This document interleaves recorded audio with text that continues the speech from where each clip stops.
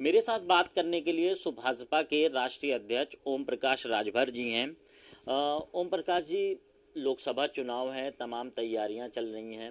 विपक्ष भी एनडीए गठबंधन पूरा बनाया हुआ है और एनडीए अपनी तैयारी कर रहा है। तो क्या लगता है जो सीट शेयरिंग की बात है उसमें अभी तक इंडिया की कोई बात नहीं हो पाई, अभी तक बात बन नहीं पाई? वो सीट शेयरिंग की बात तो दूर है, वो आपस में लड़ रहे हैं। वो बुला रहे हैं कि आओ मीटिंग में, तो कह रहे हम नहीं जाएंगे। कहा क्यों नहीं आओगे? कहा हम अकेले लड़ेंगे, क्यों मीटिंग में आवे। ममता जी उधर ताल ठोक रही हैं, केजरीवाल करें पंजाब में हम अकेले लड़ेंगे, दिल्ली हम अकेले लड़ेंगे। तो गठबंधनवा कहाँ करेंगे? अकेले जी करें हम यहाँ अकेले लड़ेंगे, तो गठबंधनवा कहाँ है? ये खाली ड्रामा कर रहे हैं, सब भरमा रहे हैं। सब देखिएगा अलग अलग लड़ेंगे। तो कैसे गठबंधन होगा? इन लोगों का गठबंधन का एक रास्ता है, हमारा सुझाव, कि ये सब लोग 15 तारीख को बहन जी का जन्मदिन है, ये सब लोग मिल करके शरणम गच्छामि और वहां जाके नारा लगा दें कि मायावती जी संघर्ष करो, हम तुम्हारे साथ। तभी इन लोगों का गठबंधन चलेगा, नहीं तो चलने वाला नहीं है। क्या लगता है गठबंधन में अभी तक बात नहीं बन पाई, एक दूसरे का लोग विरोध कर रहे हैं क्योंकि सपा यूपी में अपने आप को मजबूत मानती है, कांग्रेस कुछ अलग सीट मांग रही है, सपा कुछ अलग देना चाह रही है। तो मायावती के आने से क्या होगा फिर? देखिए, मायावती जी राष्ट्रीय नेता हैं, एक जनाधार वाली पार्टी है और कुशल शासक रही हैं। उनके शासन की चर्चा पूरे देश में होती है और उनके नाम पर कोई झगड़ा उगड़ा नहीं होगा। ममता जी भी महिला हैं, समर्थन हो जाएगा। सोनिया जी भी महिला हैं, समर्थन हो जाएगा। महिला महिला आपस में सब एकजुट हो जाती हैं ना। तो इस नाते जहाँ 4 लोग नारा लगा दिए तब उस पीछे सबको लगाना पड़ेगा ना, नारी एकता जिंदाबाद। अच्छा, अगर मायावती जी इंडिया गठबंधन से जुड़ जाती हैं तो आपका क्या स्टैंड रहेगा? क्योंकि आप काफी मायावती जी को जिस तरह से आप उन हम तो एनडीए गठबंधन में हैं, हम तो यहाँ ऑलरेडी हैं, हम लोग तो काम कर रहे हैं। आप देखिए 14 फरवरी को कार्यक्रम हम लोगों का मेरठ में है, बड़ा कार्यक्रम होगा। अभी परसों मुजफ्फरनगर करके आए हैं, हापुड़ करके आए हैं, 29 तारीख को अलीगढ़ करेंगे। अभी आपके इटावा किए हैं, आपके मैनपुरी किए, हरदोई किए। मतलब अभी 15 दिन के अंदर औरैया किए। हम लोग चुनाव के अपनी तैयारी में, हमारा जो एनडीए गठबंधन के सहयोगी सब साथी हैं, सब लोग अपने अपने काम में लगे हुए हैं। यहाँ न कोई सीट के झगड़ा है, न नेता का झगड़ा है।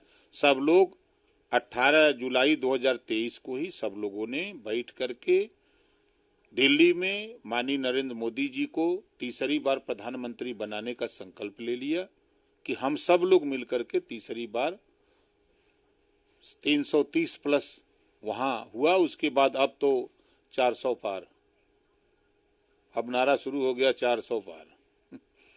अच्छा, आप मायावती जी को इंडिया गठबंधन में भेजना चाह रहे हैं, एनडीए में क्यों नहीं लाना चाह रहे हैं?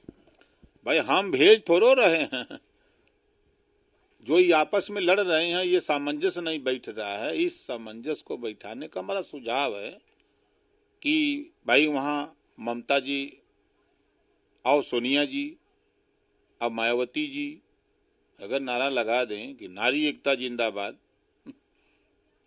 तो टिक पाई कोई? तब 15 तारीख के बहन जी का जन्मदिन है, उस जन्मदिन पर ये सब लोग मिलकर के शरणम गच्छामि तोहफा दे दें और नारा लगा दें कि मायावती जी संघर्ष करो, हम तुम्हारे साथ। तो इससे पहले अखिलेश यादव जी ने गठबंधन तो किया था लेकिन सफल नहीं हो पाया। क्यों नहीं सफल हुआ? 5 गो जीत गए थे ना। इस बार देख लें, टूट भी गया। नहीं इस बार लड़के देख लेंगे। देखिए आपको बता दें, सपा बसपा गठबंधन हुआ, 15 को सीट जीते। तब दोनों जने का मिला के अगर जोड़ेंगे तब 15 पचे 75 विधानसभा हुई है ना। गठबंधन टूट गया। कांग्रेस से 17 में गठबंधन किए थे, ठीक है, और 54 सीट जीते थे। 54 सीट मतलब कि 10 गो विधानसभा। और ओम प्रकाश राजभर से गठबंधन किए तो 125, मतलब 25 लोकसभा सीट जोड़ कर, जो जोड़ है वही बता रहा हूं, 25 लोकसभा सीट जीते। हम नहीं गए होते, इनका हाल क्या होता पता लग जाता। और इस बात की खबर, अगर ये लोग मायावती जी का नारा नहीं लगाए, खाता न खुली, बता दे रहे हैं, सपा का खाता न खुली, खत्म खेल। घर घर गांव गांव एक ही नारा। भगवान राम को 500 साल के बाद मोदी जी लिए आए हैं, तो पुरुष से ज्यादा तो महिलाएं वहां जोर लगाई हैं ना। एकदम पारी मोदी जी को ओढ़ दिया, जे ना दिले वो एकदम मन बनवले हो। जे नेता अपने घरे को वोट नहीं दिया सकत यो बता देते, एकदम पारी अंदर की खबर है। प्राण प्रतिष्ठा है 22 तारीख को, तो उसमें तमाम बयानबाजी हो रही, चाहे कांग्रेस हो, सपा हो। अखिलेश यादव कह रहे हैं उनको निमंत्रण नहीं आया, और 15 तारीख को कांग्रेस भी जाने को कह रही है। तो क्या लगता है कि ये जो पॉलिटिक्स है, जो प्राण प्रतिष्ठा है, उस पर भी राजनीति हो रही है? देखिए, सबके घर में, सबके दिल में, सबके मन में भगवान है। भगवान की पूजा सब लोग सुबह शाम दोपहर जिसको श्रद्धा से करते हैं। ये राजनीति है भैया। राजनीति में विपक्ष के लोगों का अब कल्चर बदल गया है। पहले कल्चर था कि सत्ता पक्ष कोई बढ़िया काम करता था तो उसमें कोई कमी रहती थी तो उस पे लोग सुझाव देते थे कि इसको ऐसे कर लेते तो बेहतर होता। अब लोगों ने ठान लिया कि सरकार कितना हो बढ़िया काम करे, हम विरोध करेंगे चाहे कुछ हो। तो वो सिर्फ वोट के लिए, अपने जो उनके समर्थक है उनको बांध के रोकने के लिए वो बोल रहे हैं, लेकिन जितना ही बोल रहे हैं उतना हम लोग मजबूत हो रहे हैं। ऐसा नहीं लगता है सरकार को सरकार का विरोध करने के चक्कर में अब धर्म का भी अपमान किया जा रहा है? क्योंकि आप स्वामी प्रसाद मौर्य को देख सकते, लगातार वो बयानबाजी दे रहे हैं। देखिए, वो तो बुलवाया जा रहा है। समाजवादी पार्टी के नेता मन बना चुके हैं कि 24 में माननीय नरेंद्र मोदी जी को हम हट करके सहयोग करेंगे, प्रधानमंत्री बनाएंगे। मन बना चुके हैं। मध्य प्रदेश का उनका भाषण, दिन में बीजेपी के खिलाफ बोलते हैं और रात को गुलदस्ता लेके मोदी जी योगी जी के शरण में जाते हैं। क्यों जाते हैं? और सीबीआई ने जांच किया तो खनन में उनका नाम आया, अखिलेश जी का, क्यों नहीं गिरफ्तारी?